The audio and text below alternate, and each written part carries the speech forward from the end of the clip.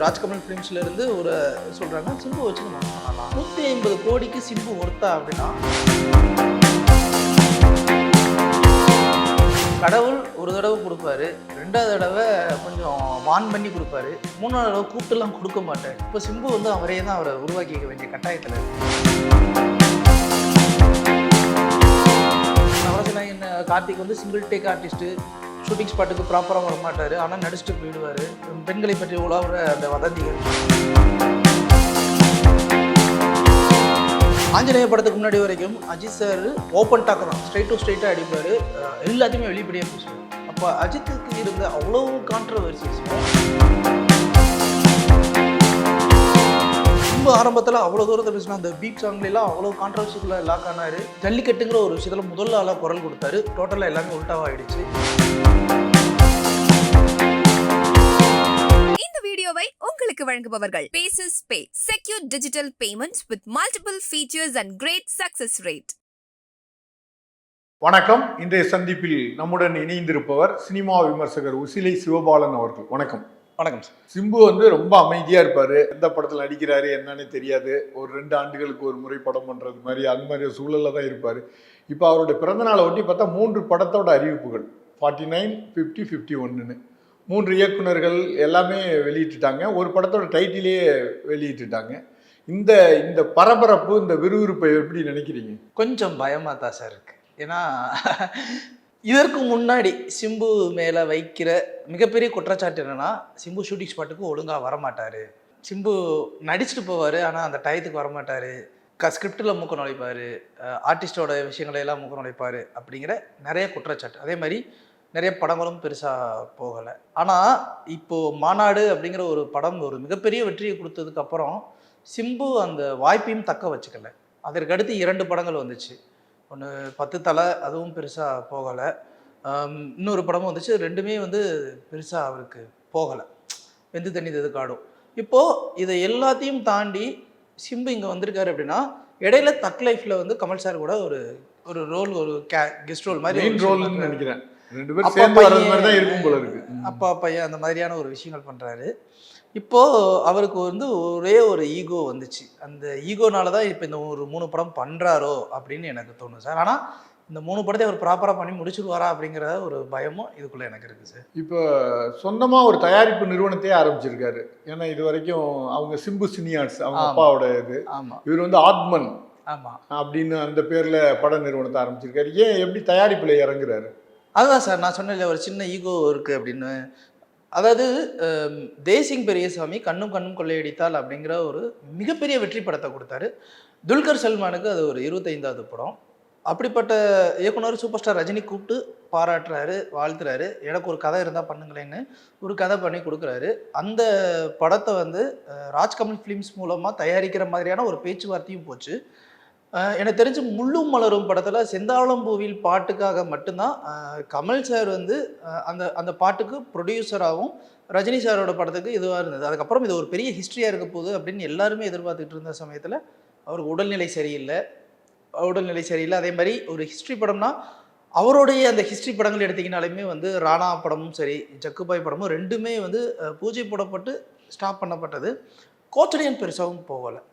இப்போது அடுத்து ஒரு ஹிஸ்ட்ரி படம் அப்படின்போது அவ்வளோ தூரத்துக்கு அவருடைய ஹெல்த் ஒத்துக்குமா அப்படிங்கிற ஒரு பெரிய கேள்விக்குறியும் அங்கே இருக்குது. இப்போ இந்த இடத்துல வந்து ராஜ்கமல் ஃபிலிம்ஸ்லேருந்து ஒரு சொல்கிறாங்க சிம்பு வச்சு நம்ம ஒன்று பண்ணலாம். ஏன்னா அப்போ ஒரு மாநாடு ஹிட்டு, அதுக்கடுத்து அவர் கொஞ்சம் மாறிட்டார் அப்படின்னு எல்லாருடைய ஃபீட்பேக்கும் வருது. அப்போது உடனே பண்ணலாம் அப்படின்னா பட்ஜெட் எவ்வளோன்னா 150 கோடி அப்படின்றாங்க. 150 கோடிக்கு சிம்பு ஒர்த்தா அப்படின்னா தமிழ்நாட்டில் மட்டும்தான் அவருக்கு ஒரு மிகப்பெரிய ரசிகர்கள் பட்டாளம் இருக்குது. நியர்பை ஸ்டேட்ஸில் எங்கேயுமே இல்லை. அண்டை மாநிலத்தில் இப்போ சூர்யா, கார்த்தி, விஜய், அஜித், இவங்க ஈவன் தனுஷ், இவங்களுக்கு இருக்கிற அந்த மார்க்கெட் வேல்யூ கூட அங்கே இருக்கான்னா அங்கே ரொம்ப ரொம்ப ரொம்ப குறைவு. அப்படி இருக்கும்போது சிம்புவை நம்பி 150 கோடி ரூபா பட்ஜெட்டுக்கு வெறும் தமிழ்நாட்டில் மட்டுமே அந்த படத்தை எடுத்து மற்ற லாங்குவேஜில் வந்து டிரான்ஸ்லேட் பண்ணி ரிலீஸ் பண்ணுறது அப்படிங்கிறது வந்து கொஞ்சம் ஒரு ரிஸ்க் எடுக்கிற ஒரு விஷயம். பிஸ்னஸ் மேனாக பார்க்கும்போது அது ரிஸ்க் எடுக்கிற ஒரு விஷயம். அதற்காக அவர் வந்து சோனி பிக்சர்ஸோடையும் டைப் வைக்கிறாரு. என்ன பண்ணாலுமே கூட அது நடக்கலை. உடனே வேல்ஸில் போகிறாங்க. வேல்ஸுக்கு சமீப காலங்களாக படங்கள் பெருசாகவும் போகலை. அப்போ வேல்ஸ்லேயும் சொல்கிறாங்க ஓகே 150 கோடியே பண்ணலாமா அப்படின்னு யோசிக்கும் போது அவங்களும் யோசிப்பாங்களா, ஒரு ப்ரொடியூசர் சிம்பு மாதிரியான ஒரு ஆளுக்கு இவ்வளோ, ஏன்னா பழைய ஹிஸ்ட்ரி தான் இருக்குது. இவருடைய படங்கள் பண்ணி அப்புறம் அதில் இருக்கிற பிரச்சனைகளாக இருக்கு இல்லையா. இப்போ இவ்வளோ ரிஸ்க் எடுத்து அந்த படம் பண்ணி அந்த படம் வந்து பெருசாக போட்ட காசை எடுக்கலை அப்படின்னா அஸ் அ பிஸ்னஸ் மேன் அது ஒரு பெரிய லாஸ். அப்போ எல்லாரும் அவர் மேலே ஒரு நம்பிக்கையை வைக்கலை. அப்போ அந்த நம்பிக்கைங்கிறது அவருக்கு ஒரு ஈகோவாக இருக்குது. இப்போ அவர் எங்கேயும் ட்ரை பண்ணணும். இன்னொரு இதில் ஒரு இடைச்செருகலாக ஒரு விஷயம் என்னென்னா, துபாயில் ஒரு தொழிலதிபர் கண்ணன் ரவின்னு அவரும் இதில் சேர்ந்து இருக்கார். இதை பண்ணுறதுக்கான ஒரு முயற்சியில் இருந்திருக்காரு. ஆமாம். இப்போது எல்லாருமே ட்ரை பண்ணி ஒரு ஒரு கட்டத்துக்கு மேலே வந்து அது ஒரு டிப்ரெஸ்ட் ஆகி, ஆனால் தேசிங் பெரியசாமியும் அங்கே ரஜினி சாருக்காகவும் ஒரு ரொம்ப நாள் வெயிட் பண்ணிட்டாரு. அவரும் பாவம் தான், ஏன்னா ரொம்ப நாள் காத்துக்கிட்டு இருக்காரு. ரொம்ப நாளாக காத்துட்டு இருக்காரு. ராஜ்கமல் ஃபிலிம்ஸ்லேயும் காத்துட்டு இருக்காரு. சிம்புக்கும் இந்த கதை மேலே ஒரு மிகப்பெரிய நம்பிக்கை வந்துருச்சு. அண்டு ரொம்ப முக்கியம், சிம்புவுக்கு வந்து ஒரு கம்பேக் கொடுக்க வேண்டிய கட்டாயத்தில் இருக்காரு. ஏற்கனவே வந்து மாநாடு ஒரு பெரிய கம்பேக் கொடுத்துச்சு. கடவுள் ஒரு தடவை கொடுப்பாரு, 2வது தடவை கொஞ்சம் வான் பண்ணி கொடுப்பாரு, 3வது தடவை கூப்பிட்டுலாம் கொடுக்க மாட்டார்.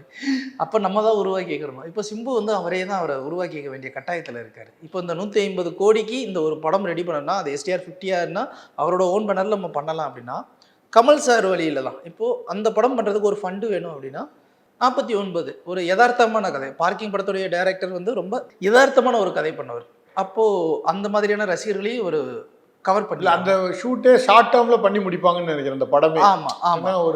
ஒரு 3 மாதம் 4 மாதம் 6 மாதத்துக்குள்ளே அதை முடிச்சிருவாங்கன்னு. ஈஸ்வரன் படம் பண்ண மாதிரி தான், டக்குன்னு அதை எடுத்து முடிச்சிருவாங்க. ஏன்னா பார்க்கிங் படம் நம்ம பார்த்துருக்கல, ரொம்ப யதார்த்தமாக ஒரு சின்ன பார்க்கிங் வச்சு ஒரு கதை பண்ணார் இல்லையா, அவ்வளோதான். அந்த ஒரு படத்துலேருந்து வர லாபமோ ஒரு ஃபண்டோ வந்து இந்த படத்துக்கு இன்வெஸ்ட் பண்ணுவார். பட் இந்த படம் வந்து ஒரு பெரிய ஸ்கேல் அடினும் போது அடுத்த ஒரு படத்துலையும் கமிட் ஆகிறாரு. அந்த படத்தோடைய இயக்குனர் தான் அஸ்வத் மாரிமுத்து. அவர் ஆல்ரெடி ஒரு ஃபேண்டசி படம் பண்ணார். சிம்புனாலே அந்த விரல் வித்த ஸ்டைலு தான், அது ஆல்ரெடி அவர் போஸ்டர்லேயே ரிலீஸ் பண்ணிட்டார். இப்போது அந்த மாதிரியான மாஸ் என்டர்டைன்மெண்ட்டான ஒரு விஷயத்தையும் அங்கே கொடுக்கணும் அப்படின்னும் போது அந்த ஒரு விஷயம் அதுக்காகத்தான் அவருடைய ஒரு படத்துக்கு டிராகன் படத்துக்கு வந்து பிரதீப் ரங்கநாதனுக்கு ஒரு பாட்டும் பாடி கொடுத்துருக்காரு. ஸோ இந்த படத்துலேருந்து ஒரு ஃபண்டு வரும். இதை வச்சு தான் பேரலாக இந்த 150 கோடி அப்படிங்கிற ஒரு விஷயத்தை பண்ணி இந்த படத்தை எடுத்து இவரை முன்னிறுத்திக்கிட்ட காட்ட வேண்டிய கட்டாயத்தில் இருக்காரு. அதனால தான் இந்த ஒரு ஆட்மன் அப்படிங்கிற அந்த ஒரு கம்பெனியவே அவர் ஆரம்பிச்சார். இந்த வரிசைப்படி தான் படங்கள் வெளியாகும். 49, 50, 51. ஆமாம். இன்னொன்று, சின்ன வயசுலேயே ஒரு லிட்டில் சூப்பர் ஸ்டார் அப்படின்னு சொல்லப்பட்ட சிம்பு சின்ன வயசுலேயே நடிகனாக மாறிட்டார். ஒரு காலகட்டத்தில் இவர் வந்து இந்த லேட்டாக வர்றது ஷூட்டிங்க்கு, அப்புறம் வந்து ஷூட்டிங்க்கு வராமல் இருக்கிறது, இவரை பற்றியான அந்த தகவல்கள்லாம் இருக்குல்ல, அதுக்கு வந்து ஒரு அலுப்பு தோண்டி இருக்குமோ நடிப்பில்? சின்ன வயசுலேருந்தே நடிக்கிறதுனால ஒரு அந்த அலுப்புனால இந்த பிரச்சனைகள்லாம் வந்திருக்கும்னு நினைக்கிறீங்களா? அலுப்பு அப்படின்றது இல்லை சார், சிலருக்கு ரொம்ப ஈஸியாக வாய்ப்புகள் கிடைச்சிருதுங்கிறது ஒரு காரணமும் கூட இருக்கலாம். இப்போது திறமை வந்து சிலர் வளர்த்துக்குவாங்க. சலிப்பு, அந்த அலுப்புன்னு சொல்லக்கூடாது, ஒரு சலிப்பு. ஆமாம். இப்போது திறமைங்கிறது சிலர் வந்து வளர்த்துப்பாங்க, சிலருக்கு யதார்த்தமாக இருக்கும். இப்போது நீங்கள் சிம்புவை வந்து நெகட்டிவ் சைடு கம்பேர் பண்ணோம்னா நம்ம நவரசநாயகன் கார்த்திகை தான் நம்ம கம்பேர் பண்ணியாகணும். நவரசநாயகன் கார்த்திக்கும் வந்து பார்த்தீங்கன்னா ஒரு பெரிய நடிகருடைய பையன், இவரும் ஒரு பெரிய நடிகர் கம் டைரக்டருடைய பையன். அவருக்குமே அந்த பிரச்சனை தான் இருந்துச்சு. அவர் வந்து கிட்டத்தட்ட எல்லாருமே சொல்லுவாங்க, நவரசநாயகன் கார்த்திக் வந்து சிங்கிள் டேக் ஆர்டிஸ்ட்டு, ஷூட்டிங் ஸ்பாட்டுக்கு ப்ராப்பராக வரமாட்டார், ஆனால் நடிச்சுட்டு போயிடுவார், பெண்களை பற்றி உலாவுற அந்த வதந்திகள், அது மட்டும் இல்லாமல் ப்ரொடியூசருக்கு வந்து அவர் ஃபேவரபுளாக இருக்க மாட்டார், அவர் இஷ்டத்துக்கு தான் ஒன்று பண்ணுவார், அதனாலே அவர் பட வாய்ப்பில் இழந்துட்டார் அப்படிங்கிற அந்த ஒரு விஷயமும் இவருக்கும் அதே ஒரு விஷயம். அதே மாதிரி கார்த்திக் இடையில படங்கள் நடிக்கிறது நிப்பாட்டார், அப்புறம் திரும்ப கேரக்டர் ஒர்க் பண்ணுறாரு, அப்புறம் அவருக்கு இம்பார்ட்டன்ஸ் உள்ள கதைகள் மட்டும்தான் பண்ணுறாரு. ஸோ இது எல்லாமே என்னென்னா இவங்களுக்கு வந்து திறமை இருக்குது, ரொம்ப ஈஸியாக இருக்குது. அது ஓவர் பெர்ஃபெக்ஷன் அப்படிங்கிற ஒரு ஆங்கிளில் தனக்கு தெரியும் அப்படின்னு ஒரு விஷயம் இருக்கு இல்லையா, அந்த தெரியும் அப்படிங்கிற அந்த ஒரு விஷயம் ஒரு டைரக்டரு அவருக்கு தெரியாமல் கூட இருக்கலாம், பட் அதை வந்து ப்ராப்பராக சொல்லாமல் இது என்ன நீ எடுத்து வச்சுருக்குன்னு அந்த கதையில் இன்வால்வ் ஆகுறது, கேமரா ஆங்கிளில் இன்வால்வ் ஆகுறது, ஸ்கிரிப்டில் இன்வால்வ் ஆகுறது, ஆர்டிஸ்டில் இன்வால்வ் ஆகுறது, இது எல்லாமே என்னென்னா ஒரு 30 நாள் ஒரு முடிக்கக்கூடிய ஒரு படத்தை வந்து 50 நாள் 60 நாள் அப்படின்னு தள்ளி போகக்கூடிய சூழ்நிலை வருது அப்படின்னும் போது தயாரிப்பாளர் தான் அதுக்கு அந்த அந்த காசை வந்து ஈடுகட்டி ஆகணும், அதற்கு அவர் கடன் வாங்கி ஆகணும். இப்போ அதனால் வந்து அவர் நிறைய பிரச்சனைகளே ஃபேஸ் பண்ணுறாரு. இதெல்லாம் இந்த சலிப்பு அயற்சி எல்லாமே என்னென்னா இவருக்கு நெகட்டிவாக வருது. இவருக்கு நெகட்டிவாக வர்றதுனால இவர் நான் நல்லது என்னடா பண்ணேன், எனக்கு என்னடா எல்லாமே இதாகிடுது அப்படின்னு அவருக்கு ஒரு கோபம், ஒரு சலிப்பு, இது இந்த சினிமாவே எனக்கு வேண்டாம் அப்படிங்கிறது அந்த ஒரு விஷயம் இருக்கு இல்லையா.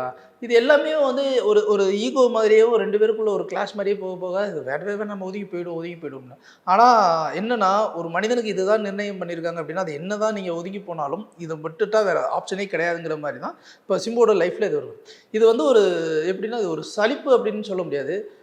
அவருக்கு வந்து அந்த மாதிரியான ஒரு கதைக்களம் ஒன்று அமையல. அவர் எதிர்பார்த்த ஒரு கதைக்களம் இங்க அமையிறது இல்ல. அதுதான் அவருடைய பெரிய டயர்ட்னஸ்க்கு காரணமா இருக்கேன். இவ்வளவு பெரிய வதந்திக்கும் அதுதான் ஒரு முக்கியமான காரணமா இருக்குன்னு நான் நினைக்கிறேன். இப்போ அவருக்கு கொஞ்சம் ஆன்மீகத்திலே கொஞ்சம் ஈடுபாடு இடைக்காலத்தில் ஏற்பட்டுச்சு. இப்போ ஒரு வாழ்க்கை பற்றி அல்லாட்டியும் அந்த சினிமா கேரியர் பற்றியான புரிதல் வந்து ஒரு நல்ல இடத்துக்கு வந்திருக்குன்னு நினைக்கிறீங்களா?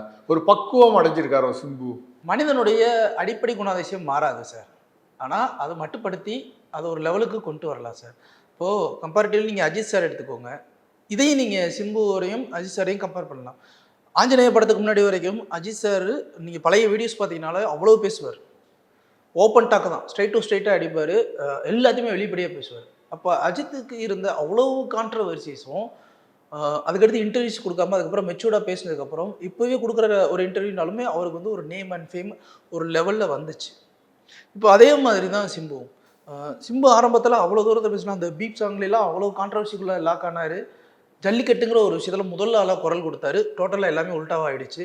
அப்பவும் அவர் கோபமாக தான் இருந்தார். அதுக்கடுத்து ஆன்மீகம்ன்ற ஒரு பயணத்துக்குள்ளே போனதுக்கப்புறம் மேபி அவருக்குள்ள ஒரு செல்ஃப் ரியலைசேஷன் வந்திருக்கலாம். இப்போ யாராவது எது பேசினாலுமே ரொம்ப பொலைட்டாக அமைதியாக சாஃப்டாக அந்த ஒரு விஷயத்தை கடந்து போகிற அளவுக்கு அவர் மெச்சூரிட்டியை கலந்துக்கிட்டாரு.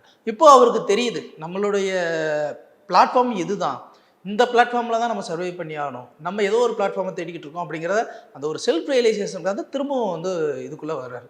ஆனாலும் அந்த அடிப்படை குணம்னு ஒன்று இருக்கு இல்லையா, இந்த குணம் கூடுமான வரைக்கும் மட்டுப்படுத்தப்பட்டால் மட்டும்தான் இது அப்படியே சஸ்டைனபிளாக போய்கிட்டே இருக்கும். இப்போ ஒரு கட்டத்தில் சினிமாவில் வந்து ரஜினி கமல் அப்படின்னு சொல்கிறது, சிவாஜி எம்ஜிஆர், அது மாதிரி சிம்பு தனுஷ்னு பேசப்பட்டது. ஆனால் தனுஷோடைய கேரியரில் பார்த்தீங்கன்னா அவர் ரொம்ப முன்னாடி ஓடுனது மாதிரி இருக்குது, சிம்பு கொஞ்சம் பின்தங்கினது மாதிரி இருக்குது. கம்பேர் பண்ண தேவையில்லை, இருந்தாலும் நம்ம ஒரு பேச்சுக்காக சொல்ல வேண்டியதாக இருக்குது. அது ரொம்ப சிம்பிள் சார்.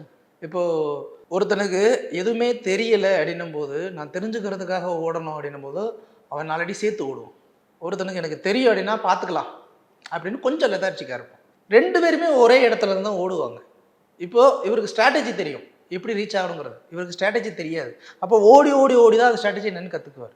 இப்போ ஒரு ஓடி ஓடி ஓடின்னு கற்றுக்கிட்டு இருக்க அந்த டயத்தில் இவர் வந்து எனக்கு தெரியும் தானேன்னு சொல்லி மெத்தனை போக்கில் இருந்துட்டார். பொதுவாக ஒரு கம்பேரிட்டிவ்ல நான் சொல்லுவாங்க, அது தப்பான கம்பேரிசன் தான். ஆமைக்கும் முயலுக்கும் போட்டி வச்சா எது ஜெயிக்கும் தெரியுமா அப்படின்னு கேட்பாங்க இல்லையா. ஆமை சீராக ஒரே டைரெக்ஷனில் தான் போகும், ஆனால் மெதுவாக போகும், ஆனால் போய் சேர்ந்துடும். முயல் எங்கே எப்படி போகுன்றதே தெரியாது, அது கோட்டுக்கு போகுமா இல்லை பின்னாடி ஓடுமான்றது கூட தெரியாது. ஆனால் ஆமைக்கு முயலும் போட்டி வச்சுட்டா இப்போது இதை வந்து நான் ஒரு சிம்பு வந்து ஒரு முயலாகவும் தனுஷை வந்து ஒரு ஆமையை பார்க்குறேன். ஆனால் இப்போது ஆமை வந்து அந்த இடத்துல கடந்துருச்சு, முயல் எங்கெங்கேயோ போய் இப்போ திரும்பவும் வந்து ஒரு பாதையில் போய் பயணப்படுது, அவ்வளோதான். ஆக மொத்தம் இவர் திறமையை வளர்த்துக்கிட்டவர், இவர் அடிப்படையிலிருந்தே திறமையோடு உள்ளே வந்தவர், அதுதான் வித்தியாசம். இப்போ இந்த 3 படங்களுடைய கால கட்டம் இருக்குல்ல, 49, 50, 51, இது எத்தனை ஆண்டுகளுக்குள்ளே இதெல்லாம் நடக்கும்? அவங்க 51 வந்து அடுத்த வருஷம் அப்படிங்கிறதுல தெளிவாக சொல்லிட்டாங்க. இந்த படம் எனக்கு தெரிஞ்சு இம்மீடியட்டாக இப்போ தக்லைஃப் டப்பிங் எல்லாம் போயிட்டுருக்கு. ஸோ ஒன்ஸ் முடிஞ்ச உடனேவும் இதை ஆரம்பிச்சிருவாங்க சார். ஏன்னா எனக்கு தெரிஞ்சு அது யதார்த்தமான கதைகள் தான். சிம்பு வந்து அந்த 3 கதைகள் கொடுக்க வேண்டிய கட்டாயத்தில் இருக்கிறதுனால இது ரொம்ப யதார்த்தமான கதை தான். அப்போ தான் அவருடைய ஆடியன்ஸ்க்கு, யதார்த்தமான ஆடியன்ஸ்க்கு ரொம்ப கனெக்ட் ஆவார். அப்போது அந்த மாதிரியான ஒரு படம் போது அதிகபட்சம் டேட்டு வந்து ஒரு 60 நாள் கால் ஷீட் கொடுத்துருப்பாரு அதிகபட்சமாகவே. அதனால் அந்த படம் வந்து மேக்ஸிமம் இந்த ஆகஸ்ட் செப்டம்பருக்குள்ளே ஒரு படம் வந்துடும். பட் அவருடைய 50th படத்துக்கு வந்து பெரிய ஸ்கேலு பெரிய பட்ஜெட் அப்படின்னும் போது எனக்கு தெரிஞ்சு அது மார்ச் மாதத்துலேருந்தே ப்ரீ ப்ரொடக்ஷன் ஒர்க்கு ஸ்டார்ட் பண்ணிடுவாங்க. First look poster pre production ஒர்க்குன்னு ஸ்டார்ட் பண்ணிடுவாங்க. லிட்ரலி இந்த படத்தோட ஷூட்டு முடிஞ்சு டப்பிங் ஸ்டார்ட் பண்ணும்போது ஒரே ஸ்ட்ரெச்சில் வந்து அந்த படத்தை ஸ்டார்ட் பண்ணுவாங்க. ஸோ தட் அந்த படம் ஸ்டார்ட் பண்ணும்போது எப்படியும் வந்து அவரோட ஓன் ப்ரொடக்ஷன் அப்படின் போது 6 மாதம் 8 மாதம் கூட எடுக்கும். கண்டிப்பாக அவர் இருந்து தான் ஆகணும். அப்போது அது முடிக்கிற கேப்பில் பேரலாக அந்த கண்டினியூட்டி மிஸ் ஆகாமல் இந்த படத்தையும் சேர்த்து அவர் பண்ணுவார். ஸோ இந்த படம் எல்லாத்தையும் சேர்த்து பண்ணும்போது இதுவும் வந்து கரெக்டாக அவர் போட்டிருக்க ஷெடியூல் படி அது கரெக்டாக இருக்கும். இதில் எந்த ஒரு குழப்பமும் ஃபினான்ஷியல் சிக்கல் எதுவும் இல்லாமல் இருக்குது அப்படின்னா டைம் ஆஃப் டெலிவரி கரெக்டாக இருக்கும். அண்டு தக் லைஃப் வந்து கமல் சாருக்கு ஒரு பெரிய கரியர் பிரேக் த்ரூவாக இருக்கோ இல்லையோ, சிம்புவுக்கு வந்து இது 3ஆவதாக கடவுள் கொடுக்குற ஒரு ஆப்ஷன் மாதிரி இருக்கும். ஸோ இதை அவர் கெட்டியாக பிடிச்சிக்கிறாரு அப்படின்னா அடுத்தடுத்து வர படங்கள் வந்து அவருடைய பிஸ்னஸ் ஸ்கேலை அப்ஸ்கேலிங் ஆகிடும். ஏன்னா நீங்கள் சொன்ன மாதிரி தனுஷ் எங்கேயோ போயிட்டார், இன்னொரு பக்கம் பின்னாடி வந்து சிவகார்த்திகேயனும் எங்கேயோ வந்துட்டார். இவர்கிட்ட திறமை இல்லைன்னா எல்லாமே இருக்குது. இன்னும் சொல்லப்போனால் இவர் இன்னொரு அஜித், அளவுக்கு அதிகமான தோல்வி படங்கள் கொடுத்தாலுமே கூட அவர் வந்து ஜெயிக்கக்கூடிய குதிரை தான். ஆனால் இப்போ வந்து அவர் இந்த ஜெயிக்கக்கூடிய குதிரை வந்து கொஞ்சம் சண்டி குதிரை நொண்டி குதிரையாக இருக்குது. திரும்ப இப்போ இந்த நொண்டி குதிரையிலேருந்து சண்டி குதிரையிலேருந்து அப்படியே வந்து ஜெயிக்கிற குதிரையாக அவர் மாற முயற்சி பண்ணிக்கிட்டு இருக்காரு. ஸோ இது காலமும் அதே மாதிரி இவருடைய முழு அர்ப்பணிப்பும் இவரை அடுத்து எப்படி கொண்டு போகுது அப்படிங்கிறது முழுக்க சிம்புவோட கையில் மட்டும்தான் இருக்குது. இந்த 2025 2026 சிம்புவோட படங்கள் வெளிவருகிற ஆண்டா இருக்குமா சார்? மறுபடியும் இது இந்த 2025 அஜித்துக்கும் சிம்புக்கும் 2 பேருக்கும் நிறைய கம்பேரிசன் இருக்கும் சார். இப்போ கிரிக்கெட்டில் நம்ம கங்குலியும் அஜித்தையும் கம்பேர் பண்ணலாம், அதே மாதிரி அஜித்தையும் சிம்புவையும் நம்ம கம்பேர் பண்ணலாம். 2025 ஆரம்பத்திலேயே வந்து அஜித் பார்த்தீங்கன்னா ஒரு வெற்றி மேலே வெற்றி, விடாமுயற்சி, அப்புறம் இன்னொரு பக்கம் ரேஸ்ல வந்து பட்டம், அந்த 3 சினாரியில் இங்கே பாருங்க 49, 50, 51 வரிசையாக அவருடைய பர்த்டேக்கு வந்து ஒரு அனௌன்ஸ்மெண்ட்டு, அதுவுமே ஒரு முக்கியமான ஒரு ஓன் ப்ரொடக்ஷன் கம்பெனி. அதே மாதிரி இப்போ இடையில யுவன் சங்கர் ராஜா அந்த கான்செப்டில் வந்து பேசினார். ஸோ எல்லாமே என்னென்னா அவருக்கு உண்டான அந்த காலகட்டமும் கரெக்டாக இருக்குது சார். இப்போது ஒரு மனிதனை ரொம்ப நேசிச்சுட்டாங்க அப்படின்னா அந்த மனிதனுடைய வெற்றி பாதி நமக்கு தன்னால் வரும்னு சொல்லுவாங்க. அது பை நேச்சராக என்னன்றது தெரியாது. அதே மாதிரி தான் இப்போ சிம்புவுக்கும் இது வந்து இந்த ரேஸில் ஜெயிக்கக்கூடிய காலமாக, விடாமுயற்சியாக ஓடுற காலமாகவே இருக்குது அப்படிங்கிற கண்டிப்பாக அது வந்து ஒரு நல்ல முயற்சியாக தான் சார் இருக்கும். மீண்டும் பேசுவோம். நன்றி, வணக்கம். நன்றி சார். இந்த வீடியோ உங்களுக்கு பிடிச்சிருந்தா லைக் பண்ணுங்க, ஷேர் பண்ணுங்க, கமெண்ட் பண்ணுங்க. மறக்காம OH சினிமா சேனலுக்கு சப்ஸ்கிரைப் பண்ணுங்க.